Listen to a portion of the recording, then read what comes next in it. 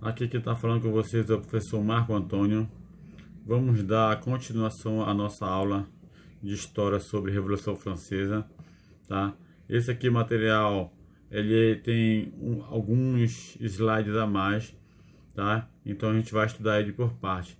A primeira parte nós já estudamos na aula passada e você já tem em mãos. Agora vamos fazer a segunda parte, tá?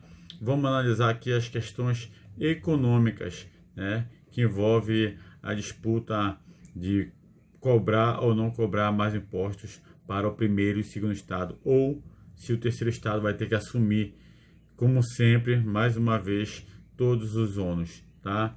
Então, olha só. Por sugestão desse ministro aqui, Jacques Necker, ele convocou a Assembleia dos Estados, instituição que não era reunida desde 1614, né? Nunca tinha feito tanto tempo uma reunião no reinado de Filipe, chamado O Belo. Os Estados Gerais reuniam em maio de 1789, no chamado Palácio de Versalhes. Tá? Qual era o objetivo deles?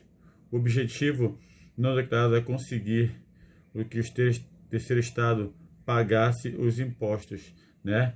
Eles não queriam, né, os impostos, sim, que o clero mais a nobreza, né, pudesse pagar, mas como sempre lá no palácio eles estavam recusando a pagar os impostos, tá? Então isso aqui gerou as causas das crises econômicas, que levou também a crise estruturais.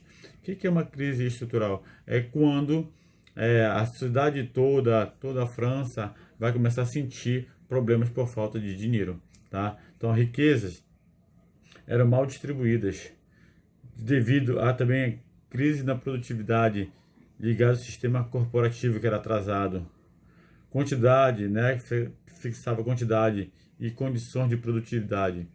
Isso descontentou quem? A classe burguesa, a classe que estava subindo cada vez mais, tendo poderes econômicos, mas não tinha poderes políticos nem status social. Houve a maior crise na França, uma grande seca, isso gerou uma crise agrícola, tá? Isso também gerou, olha só, aumento da população, tudo isso gerou falta de alimento. Então a população cresceu consideravelmente. A consequência disso aqui, ó, foi alimentos insuficientes para a população. Como consequência, a população mais pobre, que penava, começou a passar fome, ter situação difícil de sobrevivida, tá? Então olha aqui, aqui é um bom exemplo para a gente ver essa realidade aqui, ó. Nós estamos vendo aqui, ó, pratos fartos da nobreza, tá? Requinte, festas, bebidas e tudo mais, enquanto que a população no campo estava lutando para colher trigo, tá? Então isso aqui era uma realidade muito difícil. As duas realidades, uma que tinha o luxo e a outra que tinha o trabalho, tá? Então por isso que era desconecto, tá? E eles não queriam pagar imposto, enquanto que só queriam que o terceiro estado pagasse imposto, tá? Vamos envolver aqui questões políticas. Os próprios servidores do parlamento contestaram o regime de organização, né, absolutista, onde o poder real, que era o monarca estabelecida, podia ser analisados, julgadas, se preciso, voltadas pelo parlamento. Então começaram a contestar o poder do rei, porque tem um poder tão absoluto.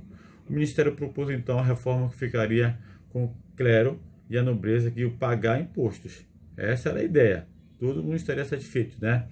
E se igualassem quem? Ao terceiro estado. Mas, como uma reviravolta, foi vetada isso aqui. Para justificar a decisão, afirmaram que só, né, a Assembleia Constituinte poderia decidir a criação de novos impostos. Então, o que eles iam resolver aqui? Só com uma nova Constituição, onde deveria ter algum artigo que primeiro, segundo e terceiro estado poderiam pagar impostos, tá? Então essa é a ideia de você ter uma nova constituinte, tá? E eles não aceitaram. Então o terceiro estado, mais numeroso, pressionava com votações, né, dessas leis que fossem, olha só, individuais, não por estado. Somente assim o terceiro estado poderia passar normas e favorecer. No entanto, o primeiro e segundo estado, mais uma vez o clero e a nobreza, recusaram-se a essa proposta em votações contínuas a ser realizadas. Então, no dia 26 de agosto de 1789, foi aprovada pela Assembleia a Declaração dos Direitos do Homem. Lá no final vai ter uma explicação bem detalhada sobre isso aqui, tá? O que garantia essa declaração? Princípios de liberdade, igualdade e fraternidade, que era o lema da Revolução Francesa, tá? E o principal era esse aqui, ó, direito à propriedade, porque hoje você pode comprar terras, imóveis e tudo mais. Antigamente, quase tudo pertencia a quem? À nobreza, então você não poderia comprar as terras deles. Você não tinha condições de comprar mesmo, né? Se eles quisessem vender, não vendiam para vocês, tá? Para o terceiro estado. A recusa do rei Luís XVI em aprovar a declaração provocaram mais manifestação da população. Então foi retirado os bens do clero, confiscado e muitos padres nobres fugiram para outros países para não ser mortos ou torturados. Então surgiu na França uma grande estabilidade, tá?